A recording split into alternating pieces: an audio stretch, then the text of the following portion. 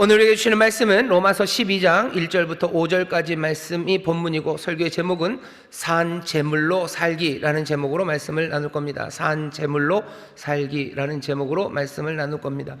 오늘 로마서 12장, 바울이 로마 교회에 보내는 편지인데요, 오늘 바울이 굉장히 충격적인 이야기를 합니다. 여기 보면 거룩한 산 제사로 드리라 라고 되어 있어요. 여기 산 제사라고 되어 있는데요, 제사는 아마 개역개정 성경에는 제물로 번역되어 있을 겁니다. 그러니까 제물로 드리래요. 너희 몸을, 우리의 모든 존재를 제물로 드리랍니다. 제물이 어떻게 드려지는지 여러분들 아시죠?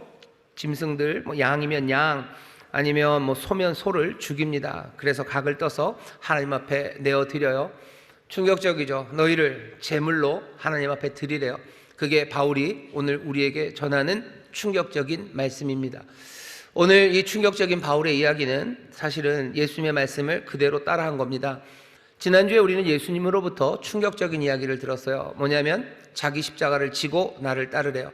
십자가를 지고 따르는 건 그냥 고생하며 따르는 게 아닙니다. 십자가라는 거 의미가 너무나 명확하기 때문입니다. 지난주 말씀 기억하시나요? 십자가를 지고 나를 따르라는 건 힘들고 어려워도 신앙 잃어버리지 말아라, 그 정도 뜻이 아니라 십자가, 그것은 희생의 상징입니다. 예수님께서 십자가를 지고 가신 건 그냥 힘들게 길을 걸어가셨던 게 아니라 우리를 위해서, 죄인된 우리를 위해서 자기 삶을 내어주신 그 아름답고 고결한 희생이었습니다. 자기 십자가를 지고 나를 따르라고 하셨던 말씀은 우리에게 그래서 충격적입니다. 예수님 따라가면 우리를 채우신다고 약속하시는 게 아니라 너희 자신을 희생 제물로 내어주라고 우리를 부르시는 거예요. 아주 의도적으로 그리고 신중하게 희생하며 살라고 우리를 부르시며 십자가 이야기를 하십니다. 산 제물로 너희를 드리려는 것만큼이나 충격적이에요. 왜냐하면 지금은 십자가가 예쁘고 아름다운 디자인들이 있기도 하지만 예수님 당시의 십자가라는 건 입에 담기도 어려운 흉측한 사형의 도구였습니다. 흉측한 사형의 도구, 말만 해도 그냥 떠오르는 이미지들, 온몸에 소름이 끼치고 그냥 인상이 찌푸려지는 그런 십자가입니다. 그 십자가를 지고 나를 따르라고 하셨죠. 충격적인 말씀이요. 오늘 바울도 못지않은 말씀을 하는 겁니다. 산 제물로 너희를 드리랍니다. 제물을 드릴 때 사람들은 알아요. 거기 비명소리 들리고 피 쏟아지고, 그리고 어쩌면 그 피 냄새들 나고요, 그것들을 태우는, 어쩌면 향기로운 기름 냄새이기도 하지만 조금은 역겨운 그 냄새가 올라가는 그 제물을 바치는 자리입니다. 충격이에요. 예수님이 지난주에 우리에게 주신 말씀이 그랬고, 오늘 바울이 우리에게 전하는 말씀도 우리에게 지금 그 충격을 가져다 줍니다. 왜 충격을 가져다 줘요? 우리를 놀라게 하고 흠칫하게 하려고? 그것만 아닙니다. 잊어버리지 않게 하려는 거예요. 우리 영혼에 새기게 하시려는 거예요. 분명한 이 길을 우리에게 잊지 않게 하시려고 이 충격적인 이야기를 주십니다.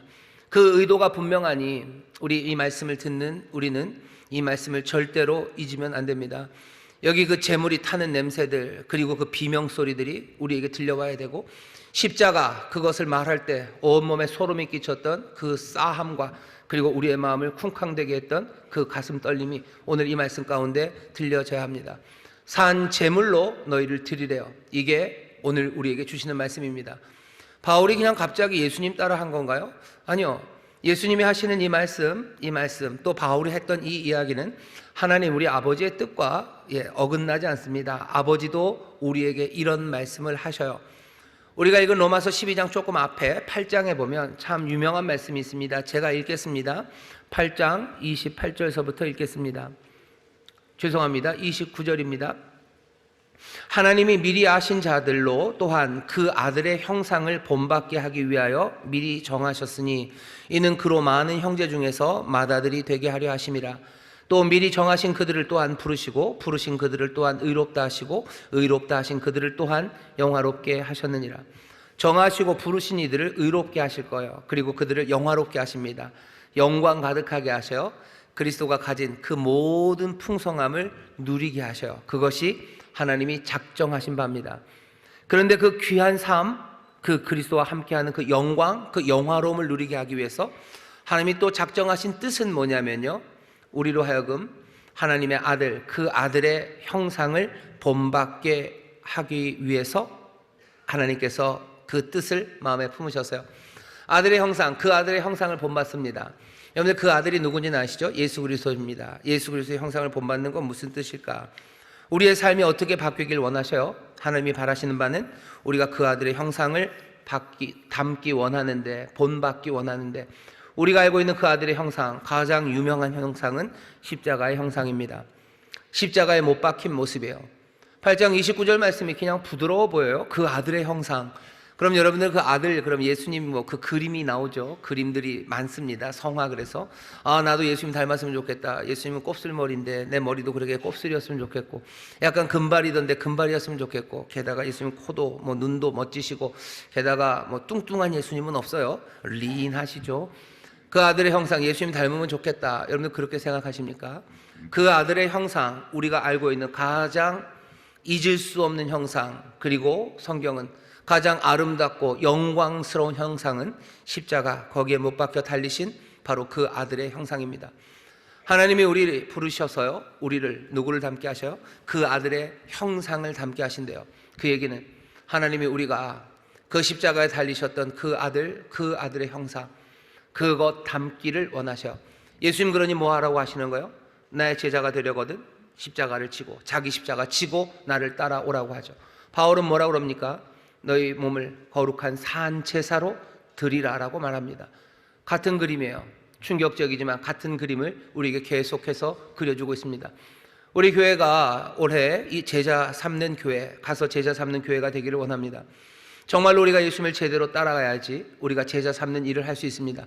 소경이 소경을 인도할 수 없어요. 제자가 뭔지도 모르면서 제자 삼는 일, 그 일 할 수 없습니다. 도대체 예수님의 제자가 된다는 거, 그래서 하나님께서 부르시고 하나님의 자녀 된 삶을 살아간다는 게 도대체 어떤 그림인지 그건 모르면서 사람들을 제자 삼을 수 없습니다.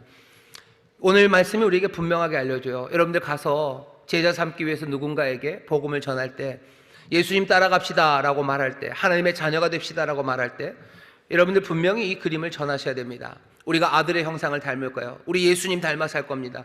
예수님 닮는 게 뭔데요? 금발에 쌍꺼풀 생기는 게 예수님 닮는 겁니까? 아니요. 예수님의 형상, 십자가에 달리신 그분, 우리는 십자가에 달리는 그 삶을 살아갑니다. 우리의 삶을 제물로 드리는 삶을 삽니다. 우리는 십자가 지고 주님을 따르는 삶, 그 삶으로 우리를 부르셨다고 여러분 분명하게 말해야 됩니다. 그렇지 않다면, 내가 제자가 되는 건지도 몰라서 사람들에게 이상한 이야기만 한다면, 우리가 전하는 건 주님이 우리에게 가르치신 게 아니에요. 우리에게 분부하신 게 아니에요. 왜? 우리가 따르는 것도 주님이 아니기 때문입니다. 하나님의 자녀로 부른 사람들을 향해서 아버지의 뜻이 이루어지기를 우리는 기도하죠. 하늘에서 아버지의 뜻이 이루어진 것처럼 이 땅에서 이루어지길 원합니다. 아버지의 뜻은 뭔데요? 우리에게 이루어지길 원하신 아버지의 뜻은 우리가 그 아들의 형상을 닮아가는 겁니다. 아버지는 우리가 십자가에 달리기를 원하셔요. 예수님은 우리가 십자가 치고 따르길 원하셔요. 바울은 우리에게 뭐라고 소개해요? 우리의 삶을, 우리의 몸을, 우리의 모든 존재를 산 제물로 하나님 앞에 드리기를 그렇게 원하십니다. 이 삶이 그러면 도대체 뭡니까? 이 삶에서 하나님의 뜻이 나타날 겁니다. 로마서 8장 29절을 읽고 30절에 뭐라 그랬어요? 정하신 그들을 부르시고 부르신 그들을 의롭다 하시고 그 사람들을 영화롭게 하셔요. 십자가에 달리신 예수 그리스도, 그 삶에 하나님의 영광이 거기 있어요. 하나님의 기쁨이, 그리고 하나님의 사랑과 자비하심이, 하나님이 채우시는 모든 충만함이 거기에 있습니다. 주님을 따르는 이들에게 하나님이 예비하신, 우리 아버지 예비하신 그 참된 생명이 거기에 있는 줄 믿습니다. 아버지의 선하시고 기뻐하시고 그리고 온전케 하시는 그 참 생명의 뜻이 그곳에서 이루어지는 줄 믿습니다. 그곳에서 이루어지는 줄 믿습니다. 우리의 삶의 길을, 제자 되어 주님을 따르는 길을 여러분이 분명히 보셔야 돼요. 오늘 설교는 그래서 지난주 설교에 약간의 변주입니다. 지난주는 예수님이 하셨던 말씀을 들었어요. 오늘은 같은 내용을, 거의 비슷한 내용을 바울이 어떻게 전하는지 볼 겁니다. 똑같은 이야기를 왜 두 번 듣습니까? 각도가 조금 달라지면서요, 좀 더 입체적으로 우리에게 보여줘요. 예수님을 따르는 건 이런 건가 라는 생각이, 그리고 깨달음이 우리에게 임하기를 바라고, 또 이 말씀을 통해서 성령님 그렇게 이루어 주실 줄 믿습니다. 예수님 따르는 삶에 대해서 잘 보셔요. 십자가를 지고 가는 삶이 뭔지 잘 보셔요. 오늘 말씀이 알려줍니다. 지난주에 들었던 거를 그러니 먼저 생각해야 됩니다. 십자가를 지고 가라고 하시면서 비유를 두 개를 드셨죠. 망대 그리고 전쟁 비유를 드셨어요. 망대를 왜 짓냐는 거죠. 망대 짓느라고 왜 애쓰냐. 하나님이 기뻐하시는 것도 아니요, 지어질 리도 만무하고, 그리고 지어진다고 해서 그것이 무슨 의미가 있냐. 세상 사람들이 다 망대를 지으러 갑니다. 하지만 너 망대를 지어야 되는지 생각해 보라는 거예요.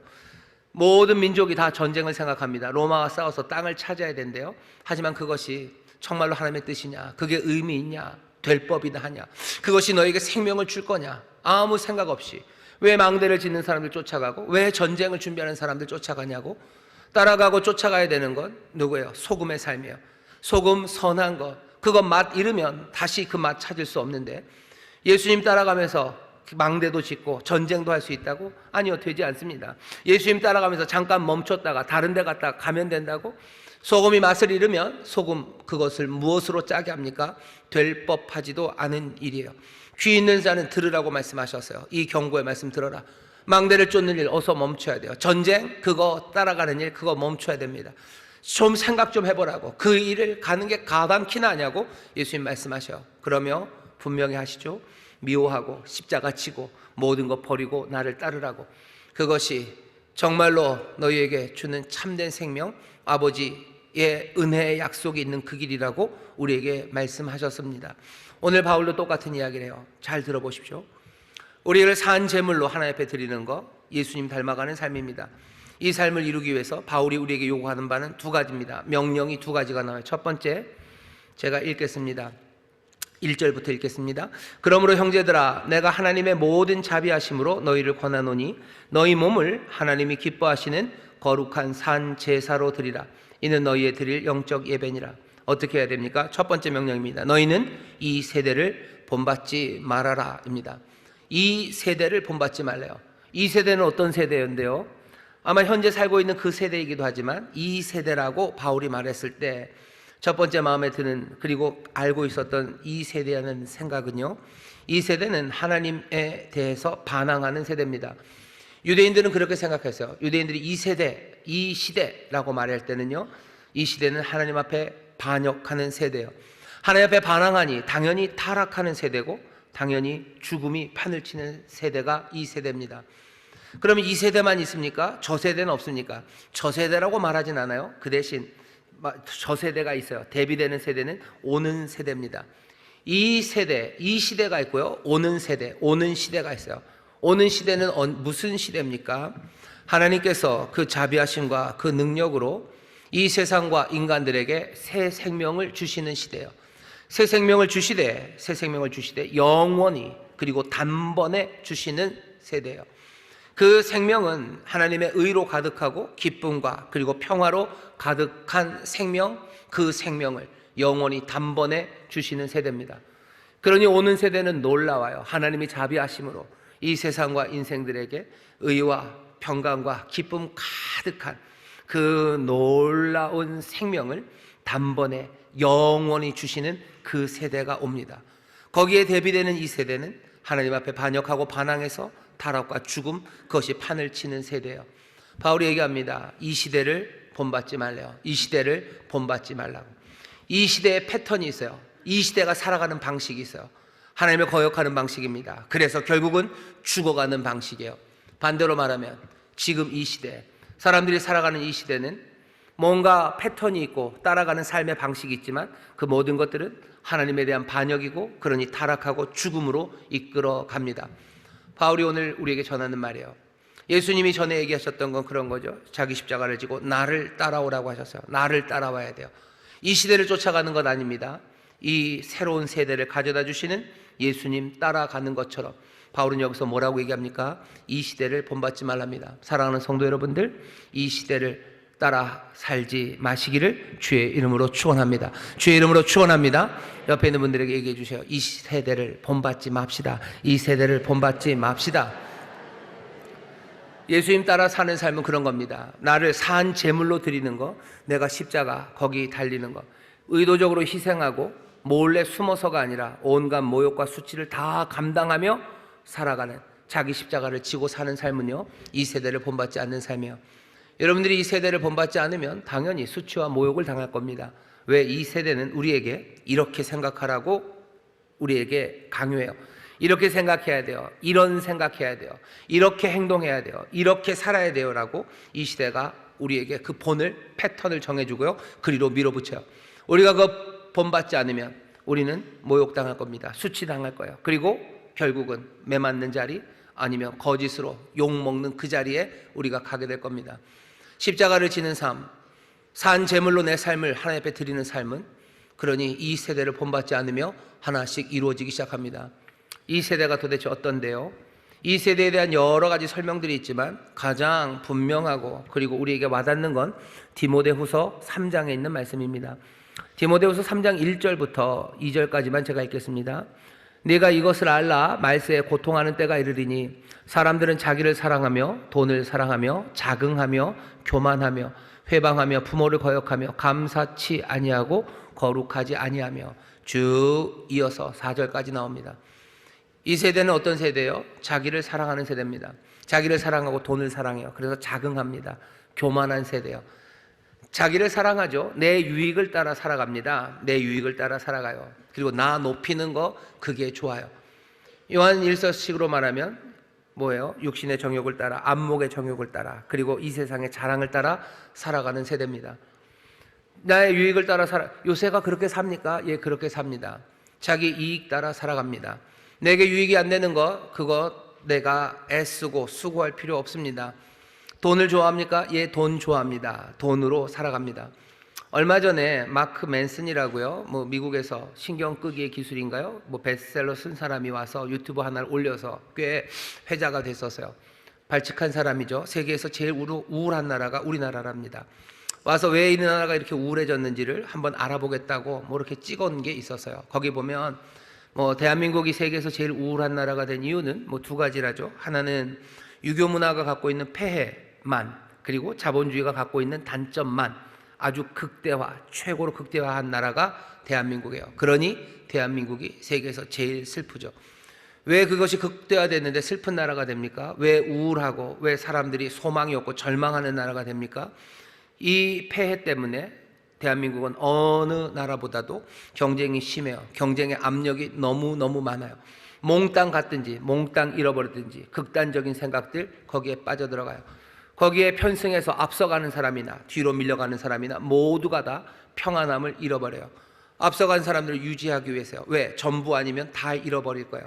경쟁은 심하고, 그러니 불안과 염려, 앞서가는 이나 뒤서 따르는 이나 모두 다 절망 가운데 살아가서 대한민국이 세계에서 제일 우울한 것 같다고 결론을 내립니다. 발칙하지요. 그리고 그렇게만 하긴 뭐하니까 뒤에다가 그래도 대한민국에 소망이 있는 건, 대한민국이 어느 나라보다 그 리질리언스, 그 반동, 그 튀어오르는 힘이 많대요. 그래서 뭔가 좋은 일이 있으면 확 또 튀어오를 수 있다고 격려하는 말을 잊지는 않았지만, 마크 맨슨이 바라보는 대한민국은 그렇습니다. 그 이야기를 전면적으로 부정하는 것 할 수도 있어요. 뭔가 문제가 있죠. 지가 알면 얼마나 안다고 그렇게 얘기할 수도 있지만, 그래도 들을 만한 이야기임에는 분명합니다. 왜 그렇죠? 우리에게 불안이, 그리고 여러 경쟁의 압력이 이 시대를 어렵게 만드는데, 그 밑바탕에 깔려있는 패턴은요, 돈이 가장 중요해요. 내 유익이 가장 중요해요. 내 이익을 따라 살아가는데 왜 문제가 됩니까? 내 이익을 따라 산다는 건 로마서 1장식으로 말하면 그 마음에 하나님을 두지 않는 거예요. 하나님 두는 거 싫어하고 나만 남았어요. 그러니 내 이익만을 위해서 살아갑니다. 내 만족이 제일 중요해요. 내 행복이 제일 중요해요. 내 명예가 제일 중요해요. 모두가 다 그렇게 살아가요. 이 시대가 우리를 그렇게 생각하고 그렇게 살아가도록 몰아갑니다. 그러면 다 잘 살 수 있을까? 그럴 리가요. 이 시대가 하나님에게 반역하면 어쩔 수 없어요. 타락합니다. 타락은 뭐예요? 떨어지는 거예요. 타락. 그러니까 떨어져. 그러니까 고상함 없어요. 그냥 인생들이 추해집니다. 추한 인생들 되어가고요. 정말로 못난 인생들로 살아가요. 못난 인생으로 살아가서 그것으로 끝이냐? 아니요, 그것도 아닙니다. 타락하고 결국은 죽음으로 갑니다. 우리 주변에 돈이 제일 중요하다는 말들이 아이들에게 들려요. 그러니 공부하는 것도 그냥 돈 따라가요. 게다가 경쟁은 너무 심합니다. 다 얻지 못하면 다 잃어버려요. 그러니 그 경쟁, 그 압박에서 견뎌내지를 못합니다. 아이들은 타락해가요. 점점 다운. 그냥 땅을 파고 아래로 내려가는 거죠. 정신병 걸려서 진단받는 아이들 참 많습니다. 10대, 20대 중에 많아요.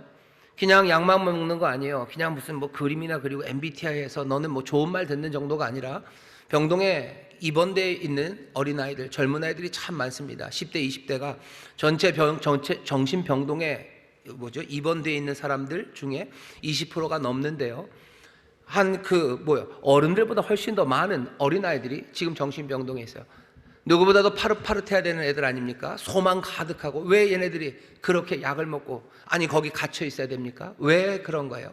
이 시대를 따라가면 경쟁, 그래서 돈 제일 좋은 거 그걸 위해서 달려가라는 그 시대 패턴을 따라가면 누구부터? 약한 아이들부터 하나하나 타락해요. 점점점 떨어져 가고요. 그리고 죽음으로 들어갑니다. 이 시대를 따라가면, 이 시대를 본받아 가면 좋은 일이 있을까? 아니요, 좋은 일 없어요. 자기를 사랑하면 좋은 일 있지 않겠습니까?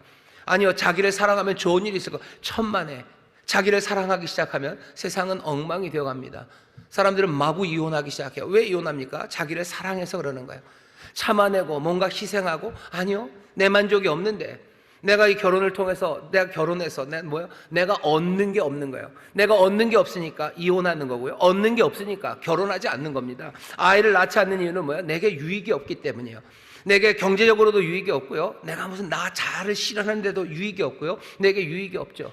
아이들은 왜 식당에서, 아이들뿐만 아니라 왜 가족들은 식당에서 다들 핸드폰을 보고 스마트폰에서 뭔가를 합니까? 함께 있는 것보다 내가 그거 보는 게 훨씬 더 유익이 된다고 생각하기 때문이에요. 내가 재밌는 거죠. 그거 보면 쇼폼들 이런 거 보면서 도파민 이런 얘기를 많이 하는데, 거기에서 도파민 막 나오고 즐거운 거예요. 내가 여기서 얘기하는 것보다 이거 보는 게 훨씬 더 즐겁죠. 내 유익이에요. 내 유익을 위해서 내가 지금 이거 보는 거죠. 그렇게 보면 어떻게 됩니까? 타락하는 거예요. 같이 가족이 앉아서 밥을 먹으면서 한마디 대화를 못하는 사람들, 그 사람들을 뭐라고 불러야 됩니까? 모자란 사람들 아닙니까? 부족한 사람들 아닙니까? 고상하고 아름다운 것들 잃어버린 사람들 아닙니까? 그러면서 어떻게 되는가? 점점점 생명 대신에 죽음으로 가는 거예요. 이 시대를 본받지 마시오. 하나님 반역하고 이 시대가 말하는 말에 대해서 여러분 너무 쉽게 마음 주지 마십시오. 오늘 우리에게 주시는 말씀이요, 십자가를 지고 나를 산 제물로 하나님 앞에 드리기 위해서는 이 시대를 본받으면 안 돼요. 유익을 따라 구하니 사람들은 자기를 위해서 삽니다. 성경은 뭐라고 얘기하는데요? 예수 믿는 사람들은 어떻게 삽니까? 우리는 자기 유익을 위해서 살지 않아요. 우리는 그리스도를 위해서 삽니다. 사람들은 이 그리스도를 위해서 사는 삶에 대해서요, 들으면 골 때린다 그러는 거예요. 교회 나오는 것도 왜? 나에게 유익이 있어야지 오는 거죠. 여기 유익이 없으면 옵니까? 사람들이 안 올 거라고 생각해요. 예수 믿는 사람 여기 오면 그럼 뭐라도 유익이 돼야 되죠. 뭘 해서 돈이라도 벌고, 이거 하면 뭐라도 해서 내가 건강해지기라도 하고, 아니면 여기 와서 좋은 사람이라도 만나고 재밌기라도 하고 웃기라도 하고 뭔가 좀 도파민이 나와야지 여기 오는 것 아닙니까?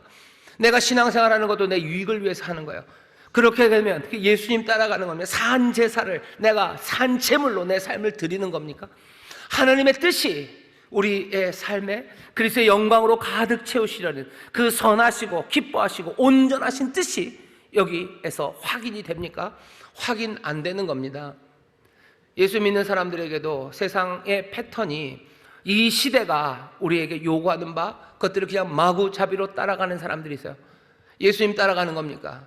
내 삶을 산 제물로 하나님 앞에 드리는 겁니까? 그 아들의 형상을 닮아가는 겁니까? 십자가 거기에 매달린 그 삶을 살아가는 겁니까? 희생? 무슨 희생? 내 만족, 내 유익, 나 사랑하고 나 자긍하고 그래서 교만하게 나 위해서 살아가는 거, 그것만 남은 것 아닙니까? 내가 남편으로 어떻게 살아야 됩니까? 이 시대가 남편에게 요구하는 것들이 있어요. 10년 전만 해도 이 세대가, 저도 최수종 씨를 좋아합니다만, 남편들은 뭐 해야 돼요? 트렁크에다가 풍선을 채워야 돼요. 온갖 이벤트를 만들어내야 돼요. 남편은 그거 해야 됩니까? 왜 전쟁을 쌉니까? 시대가 그렇게 요구해요. 그러니 그거 따라가는 거예요. 남편이 해야 될 일은 우리에게 분명히 가르쳐 주셨어요.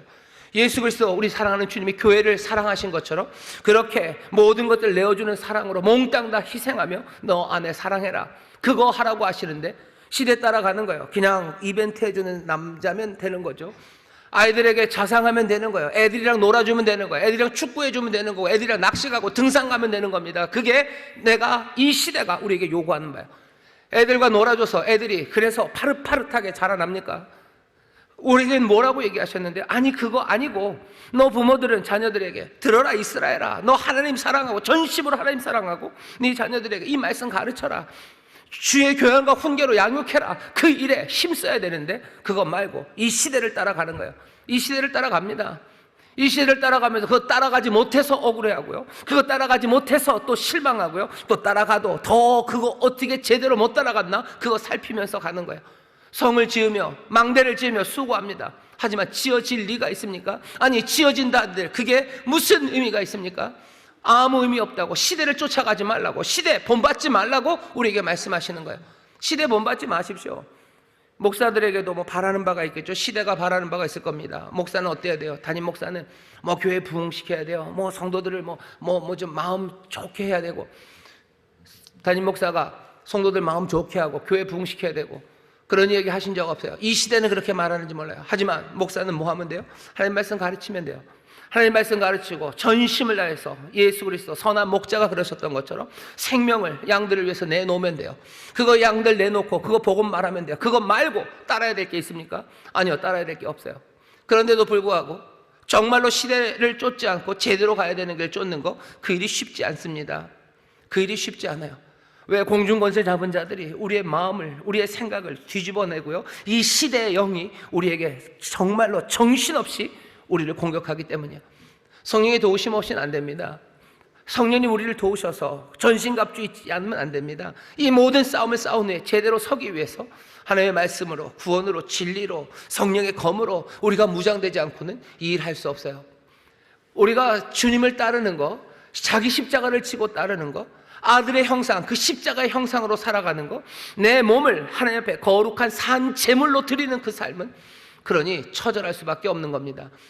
이 시대를 본받지 않기 위해서 여러분들 분투하시기를 주의 이름으로 축원합니다. 주의 이름으로 축원합니다. 주의 이름으로 축원합니다. 시대가 요구하는 것에, 여러분들 시대가 생각하라는 것에 마음대로, 아니 쉽게 따라가지 마셔.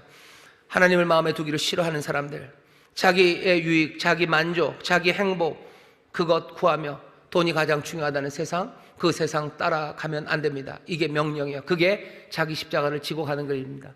내가 이 인생이 어렵고 힘들어도 신앙을 지키겠어요? 좋습니다. 하지만 정말로 내가 내 삶을 하나님 앞에 산 제물로 드리고 내가 아들의 형상을 닮아가는 그 길은 이 시대를 본받지 않는 길이에요. 이 시대 본받지 말아야 됩니다. 염려하지 마셔요. 거기에서 하나님의 선하시고 기뻐하시고 온전하신 뜻을 여러분들이 확인하게 될 겁니다.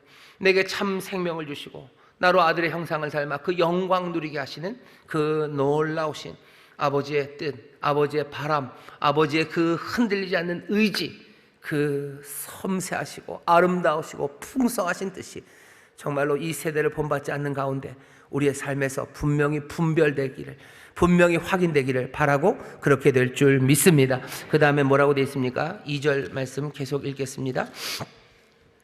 우리에게 바라시는 바예요. 바울을 통해서 우리에게 주시는 명령입니다. 너희는 이 세대를 본받지 말고 그 다음 오직 마음을 새롭게 함으로 변화를 받아. 변화 받으래요. 변화되어라. 이게 약간의 수동이고 뭐 미들인데요, 뭐 변화를 받는 것일 수도 있고요, 변화되어가는 애매한 중간입니다. 그러니까 결론은 뭐예요? 변해야 돼요. 여러분들 변하셔야 됩니다. 변해라 라고 명령하시는 거예요. 변해야 돼요. 전과 달라져야 돼요. 더 성숙해져야 돼요. 어떻게? 마음을 새롭게 함으로. 어떻게 내 마음을 새롭게 합니까? 여러분들 거기 성경에 써셨으면 좋겠어요. 그 마음 옆에다가요, 생각이라고 쓰셔요. 여기 마음이라고 번역된 말은 분명히 생각이라는 뜻입니다. 여러분들의 생각이 바뀌어야 돼요. 생각이 새로워져야 됩니다. 지난번 예수님도 그러셨어요. 망대, 전제, 새롭게 생각해야 되죠. 그냥 지으니까 짓는 거예요? 그냥 싸워야 되니까 싸우는 거예요? 아니, 생각 다시 해라. 생각 다시 해라. 그래서 변화를 받으랍니다. 여러분 생각을 다시 하셔야 돼요. 여러분들 마음을 새롭게 먹으셔야 돼요. 어떻게 생각을 바꿉니까? 내가 공책에다가 진하게 연필로 꼭꼭 눌러서 쓰면, 그리고 거기다 하이라이트로 펜으로 막 거놓으면 내가 생각이 바뀐 거예요? 게으르지 말자라고 써놓으면 내 생각이 바뀝니까? 그렇게 써서 바뀌었으면 저는 벌써 부지런한 사람이 됐어요. 생각을 바꾸는 건 그냥 안 됩니다. 마음을 바꾸는 건 그냥 안 돼요. 왜? 옛 시대의 사람들이 어떻게 그 생각으로 살았는지 보시면 알아요. 왜 믿지 않는 사람들이 그 생각으로 삽니까? 그 생각으로 살며 변치 않습니까? 로마서 1장 28절입니다. 그 사람들은 그 마음에, 생각에 하나님 두기를 싫어해요. 하나님 마음에 두기를 싫어합니다. 그래서 하나님이 마음에 없어요. 생각에 하나님이 없어요. 그러니 그냥 자기 멋대로 살아가는 겁니다. 우리가 마음을 새롭게 받으려면, 마음이 새로워지려면, 아니 생각이 새로워지려면 그 반대로 해야 되죠. 옛 시대, 이 시대에 합당한 게 아니라 오는 세대에 합당하게 내 마음에, 내 생각에 하나님 두기를 즐거워해야 됩니다. 주님이 내 생각과 내 마음 가운데 있어야 됩니다. 그래야 내가 변합니다. 내가 그냥 게으르지 말아야지라고 이를 악문다고 내 생각이 변한 건 아니에요. 게으르지 말아야지라는 내 생각, 거기에 누가 있어야 돼요? 주님 계셔야 돼요. 주님의 은혜를 붙잡고 주의 도우심을 붙잡고 주께서 나를 부르심, 그것들 바라보면서 그 오는 세상 가져다 주신 평화, 가져다 주신 기쁨, 그것 붙잡고서 내 삶에 새로운 생각들, 새 변화들이 시작되는 겁니다. 사람들은 생각에 하나님이 없어요. 여러분들 생각해 보셔. 집을 삽니다. 집 사는데 중요한 생각이죠. 어떻게 삽니까? 예전에 우리를 집을 사는 건 그냥 이유가 사람들은 여러 가지입니다. 어떤 분들은 그냥 경치가 좋아서 그 집을 사시는 분들도 있어요. 아니면 어떤 분들은 그 앞에 시냇물이 흘러서 그 집을 사셔요. 하지만 그건 너무 낭만적인 이야기고, 사람들이 집을 살 때 항상 생각하는 건 뭐죠? 돈의 문제예요. 대출이 많이 나오나, 그리고 또 뭐죠? 나중에 이 집값이 오를까? 그것 말고 뭐 여러 가지 고려들이 있겠죠. 하지만 거기에 내 하나님이 있나, 내 주님이 있나 생각해 보시면 돼요. 내가 이 집을 사는데, 내 이 집을 사는데 하나님의 은혜, 하나님의 평강, 기쁨, 또 주의 인도하심, 내가 내 사랑하는 주님과 하나님을 내 마음에 기뻐 마음에 두며 내가 지금 이 집을 사는지 생각해 보면 모든 것들이 바뀝니다. 어떤 때는 돈에 이게 큰 평수를 사야 돼, 그래야지 돈이 올라, 내지는 요즘은 국민평형을 사야 되는 거야, 뭐 그렇게 얘기를 했었어요. 하지만 이제 내가 내 주님을 모시고 내 주님의 은혜와 그 평강, 그 기쁨을 마음에 담고 내가 이 집을 보니 어쩌면 나는 그 집을 안 살 수도 있어요. 내가 그 집 안 살 수도 있어요. 아니 어쩌면 더 큰 집을 사야 되겠다고 생각할 수도 있어요. 내가 우리 집에 내가 다른 건 몰라도 하나님의 사람들, 우리 구역 식구를 불러서 같이 예배하고, 내가 그러기 위해서는 내가 집값 오를 건 생각 못 해도 돼. 내가 하나님께 찬송하기 위해서는 아파트 안 되겠네. 그냥 어쩌면 외지고 조금은 저기 있는 내가 그 집에서 내가 사람들 불러서 함께 예배하고 기도하며 살 거야 라고 생각하면 내가 변하기 시작하는 겁니다. 이건 좀 극단적인가요? 변합니다. 내가 공부하는 것도 변합니다. 내 생각이 변하기 시작해요. 마음에 하나님 두기를 싫어하는 사람들, 그 사람들이 아니라 내 마음이 새로워지고 내 생각이 새로워지려면 내 마음에 하나님 두기를 즐거워하시는 사람들, 그 사람들이 삶이 변합니다. 명령은 그 두 개예요. 이 시대 본받지 말고 너 마음의 새로움으로 변해라. 하나님 마음에 두고 삶을 변해라. 그러면 어떻게 돼요? 그 다음에는, 그 명령 뒤에는 일종의 투부정사입니다. 하나님의 선하시고 기뻐하시고 온전하신 뜻, 그 뜻이 분별됩니다. 그 뜻이 다시 확인됩니다. 하나님이 어떻게 우리를 만들어 가시는지가 확인돼요. 하나님이 우리에게 어떻게 복 주시는지가 확인돼요. 하나님께서 우리에게 약속하셨던 그 참 생명이 우리에게 얼마나 아름답게 임했는지가 확인됩니다. 분별하라는 뜻이 그런 뜻이에요. 하나님의 뜻을 분별하라 그랬으니 하나님의 뜻이 이건가 저건가 맞춰보자, 그 얘기가 아닙니다. 하나님의 뜻은 이미 정해져 있어요. 그 뜻이 다시 한번 시험받고 확인되는 것, 그것이 분별하는 거예요. 이렇게 살면서 내가 아들의 형상을 닮아가는지 그거 시험해보고 확인하는 거예요. 내가 이 시대를 본받지 않고 마음에 하나님을 모셔서 내 마음이 새로워져서 내 생각이 새로워져서 내 삶이 변하기 시작할 때 내 삶이 아들의 형상을 닮아가고 있는지 그거 확인해 보셔요. 내가 십자가 지고 주님 따르고 있는지 확인해 보세요. 내가 정말로 희생하는 삶을 살아가고 세상의 모욕과 그리고 온갖 비난의 소리 두려움 없이 따라가는지 확인해 보세요. 십자가에 달린 그 예수 그리스도, 그 귀하신 삶을 내가 지금 살아가고 있는지 그거 확인하시고, 그 안에 하나님의 영광과 또 하나님이 주시는 그 놀라우신 복이 거기에 있는지 그거 시험하고 확인하는 것, 그것이 분별한다는 의미예요. 우리가 이 명령 두 가지, 이 시대를 본받지 않고 마음, 생각에 하나님을 모셔서 우리의 삶이 변할 때 우리는 어떻게 됩니까? 하나님의 선하시고 기뻐하시고 온전하신 뜻을 우리는 확인하며 삽니다. 이 삶이 어떤 삶이에요? 우리를 하나님 앞에 정말로 산 제사로 드리는 삶, 십자가를 지고 살아가는 삶, 아들의 형상, 그 형상으로 살아가는 삶입니다. 하나님 우리를 그렇게 부르셨어요. 그리고 이 말씀이, 이 부르심이, 이 하나님의 뜻이 우리를 향한 복된 말씀이고 우리를 지금 부르시는 주의 음성으로 들려지는 이들, 그들이 복이 있습니다. 성령님이 여러분들 마음에 지금 이 말씀을 새기시고 또 영접하게 하시니 여러분들 기쁨과 감사함으로 이 말씀을 영접하시기를 주의 이름으로 축원합니다. 주의 이름으로 축원합니다. 1절, 2절만 설교하시고 3, 4, 5절은 안 하셨으니 다음 주에 하시겠네요. 땡, 아닙니다. 지금 합니다. 그럼 3, 4, 5절은 뭡니까? 그 예를 그냥 하나 제가 들라고 3, 4, 5절을 해놨어요. 바울도 그렇게 한 겁니다. 3, 4, 5절의 내용은 이런 겁니다. 여긴 로마의 그리스도인이에요. 로마가 얼마나 찬란한지 아시죠? 로마에 있는 그리스도인이면 얼마나 뻐길 수 있습니까? 로마 사람이라는 것만 해도 장난이 아닌데 게다가 그리스도인이에요. 하나님의 자녀가 되었어요. 그러니 뭐 한없이 복되고 영광스러운 사람들이 로마의 그리스도인들입니다. 얘기하기를 너 그것 때문에 자랑하지 말아라. 내게 주신 은혜로 말미암아 너희 중 각 사람에게 말하노니 마땅히 생각할 그 이상의 생각을 품지 말아라. 오직 하나님께서 각 사람에게 나눠주신 믿음의 분량대로 지혜롭게 생각하라. 너희들 높다고 네가 인류 그리스도인이라고 생각하지 말래요. 왜? 생각해보라는 거죠. 너희가 인류가 된 거 뭐죠? 문화적으로, 정치적으로, 아니면 무슨 여러 가지 여건으로 너희가 인류라고? 아니에요. 마음의 그리스도, 마음의 주님 하나님을 두고 생각해보면 어떻게 내가 여기 로마의 그리스도인이 된 겁니까? 다른 이유 없어요. 하나님이 우리에게 믿음을 주셨기 때문이에요. 내가 믿음으로 그리스도인 된 거예요. 다른 어쩌면 야만의 땅에 있는 그리스도인들도 마찬가지입니다. 그들에게도 하나님께서 분량대로 믿음을 주셔서 그리스도인 되게 하셨어요. 주를 내 마음의 중심에 놓고 생각하면 어쩌면 세상의 여러 가지 기준들, 뭐 배경 아니면 뭐 능력 이런 거 다 없어요. 인류 그리스도인 없어요. 이류 그리스도인 없어요. 그리스도 안에서 한 몸 안에서 우리는 각 지체일 뿐이에요. 그러니 어떻게 살아야 됩니까? 어떻게 살아야 됩니까? 정말로 잘난 척하는 것 없어요. 내가 너보다 낫다는 생각 없어요. 한 몸의 한 지체로서 서로를 동등히 여기고 사랑하고 돌보며 그렇게 존중하며 살아가는 겁니다. 세상은 다르게 가르치죠. 이 시대는 다르게 가르쳐요. 돈 많은 그리스도인들은 뻐겨도 돼요. 돈 없는 사람들은 몸으로 때워야 돼요. 여러 사람들을 모아놓으면 힘이 생겨요. 그래서 인류가 되어가요.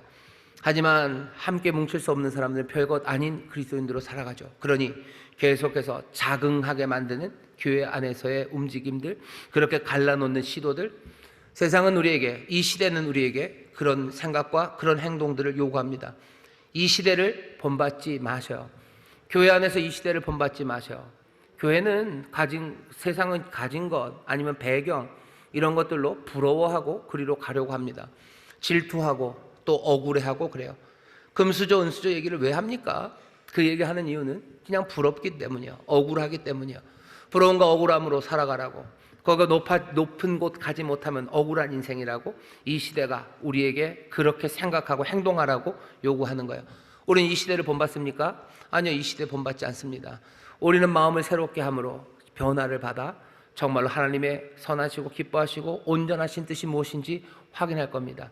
세상의 방식 아니라 세상의 계층이 아니면 자긍하게 하는 마음이, 교만하게 하는 마음, 그 모든 것들 다 제하고 우리는 한 몸 안에 한 지체로서 사랑하기 시작해요. 왜? 주님이 우리에게 은혜를 주셨기 때문이요. 그러면 여기 타락과 그리고 죽음이 아니라 하나님의 의와 평강 그리고 기쁨이 가득합니다. 교회 안에 계층이 갈라지고 여기서 힘을 얻기 시작하려는 사람들이 있으면 어떻게 되겠습니까? 타락하는 거예요. 타락한 그리스도인들 되는 겁니다. 타락한 모임들 되는 거예요. 거기에는 하나님의 생명이 없습니다. 하나님의 생명 없어요. 그가 꼴불견인지 다 알아요. 그런데도 그냥 그렇게 하는 것처럼 해야 되는 거라고 말하며 사람들이 갑니다. 그렇게 가는 것 말고 그 시류를, 이 시대를 본받지 말고 정말로 마음을 새롭게 함으로 변화를 받아 하나님의 선하시고 온전하시고 그 기뻐하시는 그 뜻을 확인하는 삶, 그렇게 하나님 앞에 거룩한 산 제물로 삶을 드리는 삶, 그렇게 십자가를 지고 주님을 따르는 삶, 그렇게 아들의 형상처럼 십자가 높이 달린 그 희생의 제물, 하지만 하나님의 영광 가득한 그 삶으로 우리를 부르셨어요. 우리의 삶의 이 훈련들이 하나하나 시작되면 됩니다. 내가 공부하는 것, 내가 교회에서 직분 맡은 것, 내가 남편으로, 내가 아들로, 내가 일하는 일터에서 내가 어떻게 살아야 되는지 보세요. 시대를 쫓아가지 마셔. 시대는 뭐라 그래요? 네 유익을 따라 사는 거죠. 네 유익을 위해서는 뭐 월급 루팡처럼 살아도 되고, 네 유익을 위해서는 뭐 하는 거야? 법적인 거 따박따박 다 적용해서 사람들에게 뽑아먹을 수 있는 거 다 뽑아먹는 거, 네 유익을 위해서 하는 거다. 그렇게들 가르치는 세상에, 아니요, 나는 이 시대를 본받지 않을 겁니다. 나는 내 마음에 주님을 모셔요. 주의 말씀을 모셔요. 그리고 기쁨으로 그 말씀을 받아서 나는 삶이 변화될 겁니다. 전에는 내가 게으른 직원이었다면 난 이제 더 이상 게으를 수 없어요. 왜? 세상은 내 유익을 위해서라면 내가 게으른 게 훨씬 낫죠. 하지만 주가 내 마음에 오시면, 주를 마음에 두기 싫어하는 내 전이 아니라 주님을 마음에 두기를 기뻐하는 내가 되면, 주가 나를 인도하시고 주께서 나에게 주신 은혜와 자비, 그 안에서 내 삶이 새로워집니다. 주께서 죽게 하듯 네 모든 일들을 하라는 그 말씀이 내 생각을 바꿔요. 내 마음은 새로워지고, 그러니 내 삶은 변하기 시작합니다. 거기에서 하나님의 선하시고 기뻐하시고 온전한 뜻이 이루어지는 걸 확인할 거예요. 하나님이 주시는 은혜, 참된 생명, 정말로 그 일을 당하면서도 어려움이 있겠으나 십자가를 지고 주를 따르는 내 삶, 아들의 형상답게, 아들의 형상처럼 그 십자가 높은 곳에 제물로 걸려있는 나, 내 모든 삶을, 내 몸을 하나님 앞에 산 제물로 드리는 내가 확인되기 시작합니다. 삶의 모든 영역 하나하나에서 이렇게 온전히 내 몸을 전체를 하나님 앞에 이 산 제물로 드리라고 하셔. 예수 믿는 거 진짜 어렵네요. 어렵죠. 지금 가다 믿기 시작하면 좀 쉬워져야 되는 것 아닙니까? 그럴 리가요. 미리 알려드릴게요. 점점점 어려워질 겁니다. 예수 믿는 거 점점 어려워집니다. 점점 어려워집니다. 요구하는 건 점점 많아지고, 그리고 또 내가 주님 앞에 더 가까이 가려는 시도들 위해서 나는 더 간절함으로 주를 따라야 될 거예요. 하지만 너무 염려하지 마십시오. 힘들어지는 건 분명하지만 주의 은혜 더 분명해지니 우리가 그 길을 기쁨으로, 더 큰 감사로 따라갈 수 있습니다. 점점 숨차질 거예요. 하지만 점점 기쁨, 점점 더 큰 감사가 우리 가운데 넘칠 것, 그거 기대하시며 산 제물로 살아가는 여러분 되시기를, 자기 십자가를 지고 주님 따라가는 여러분 되시기를, 아들의 형상으로 그 십자가 높은 곳에 아름답게 달리는 여러분 되시기를 주의 이름으로 축원합니다. 기도하겠습니다. 하나님 감사합니다. 제자로 살아가는 것, 하나님의 자녀로 살아가는 것, 우리를 향하신 하나님 아버지의 뜻을 분별하며 그 기쁨의 삶, 그 참된 생명을 확인하며 살아가는 삶, 아버지 우리에게 분명히 길을 보이시니 이 말씀 믿음으로 영접하는 우리 모든 성도들 되게 하여 주옵시사. 주여, 하나하나 아버지 새로운 마음, 새로운 생각으로 변화되는 하나님의 자녀들 되게 하여 주옵소서. 성령께서 이끌어 주실 것을 믿습니다. 예수 이름으로 기도하옵나이다. 아멘.